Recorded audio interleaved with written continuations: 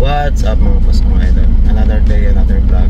For today's video mga boss mga idol ay magpapagawa tayo ng ating van. Magpapalit tayo ng tie rod, lower ball joint, upper arm, tsaka yung rack end. Dito tayo magpapagawa sa silang. So this time pupunta mga tayo dun sa Cotton Park, dito sa Langkaan, dito kay Sir Nariel. Wow. Shout out muna kay Ma'am Julie. Buti na lang meron silang shop dito sa Langkaan para at least kung meron tayo mga parts na kailangan ay makakabili agad tayo. So bali nakabili na nga pala ako ng tie rod. Yan, 2 piraso. Tsaka yung lower ball joint. Bali ang kulang ko ay yung upper arm, magpapalit na rin tayo, then yung rack end. So bibili tayo ngayon dahil nasa traveling tour tayo. Dapat ang priority natin ay unang-una yung van. Dapat safe siya dahil sa dami na ng accident na nangyayari ngayon sa kalsada. So buti na lang nakabiyahe tayo ng 2 beses magkasunod dito nga sa festival.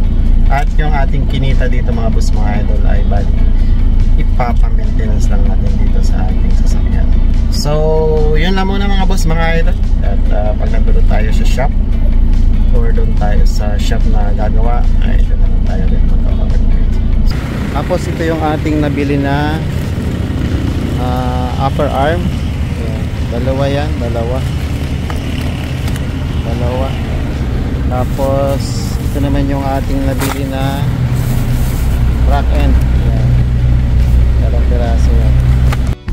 Yan mga boss mga idol, pakita natin yung shop ni Ma'am Julie dito sa Langkaan.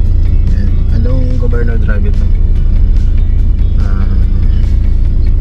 Kalampas mo ng SM, das mo dire-diretso lang. Alright, so yan. Yan yung kanyang shop.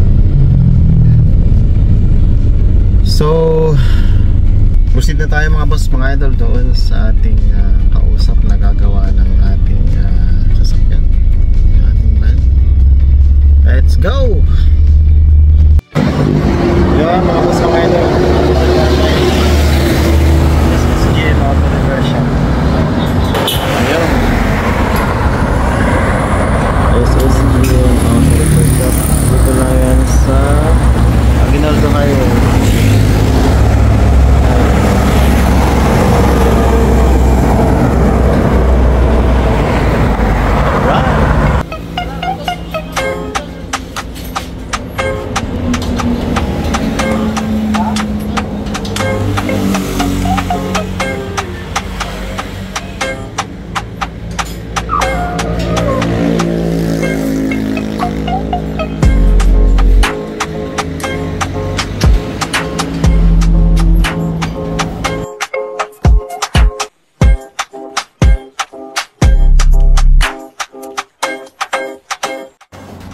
Okay yan, tapos pag nagkaroon kayo ng sasakyan, alam nyo na ano?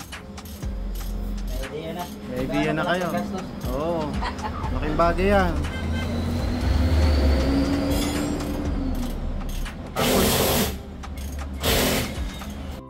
Bali mga boss mga idol, yung tie rod end saka yung rack end na ating nabili ay hindi na natin magagamit mga boss mga idol.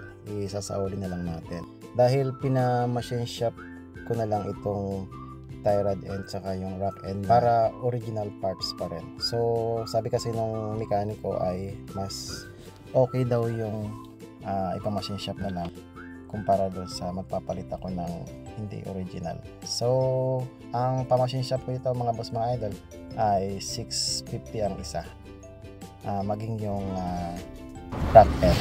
Alright,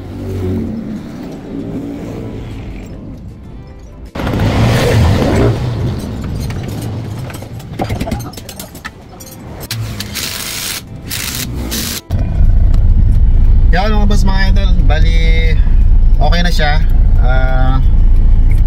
Papalitan na lahat ng kailangan palitan. So yung ating nabili na tie rod saka yung rack end hindi natin nagamit kasi yun, kaya nagpa-machine shop na lang tayo ng tie rod saka yung rack end. Ngayon gagawin natin mga boss mga idol, magpapa wheel alignment naman tayo kasi kumakabig siya sa kaliwa. So kailangan daw i-align ito dahil bago yung kanyang upper arm. Yun lamang mga boss, mga idol. At thank you Lord at napalitan na natin. Counting ayos na lang. Alright, so uwi na tayo mga boss, mga idol. Bye bye.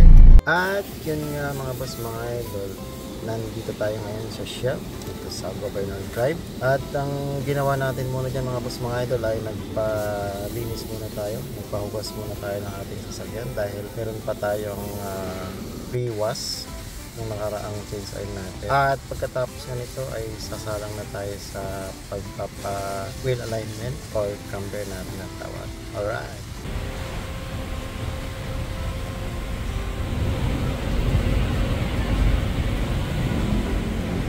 Yun mga boss, mga idol, bali nagpa-camber na tayo. So okay na ngayon mga boss, mga idol, kumpara kahapon kasi kumakabig talaga yung manibela nito kahapon. So nagdahan-dahan nga lang ako kasi baka ano yung opinion nito eh. So far okay na naman. Ito yung ating result ng camber alignment. So meron siyang warranty mga boss, mga idol, good for 1 month. So pwede natin siyang ipa-check ulit at before ng 1 month bago ma-expire ito.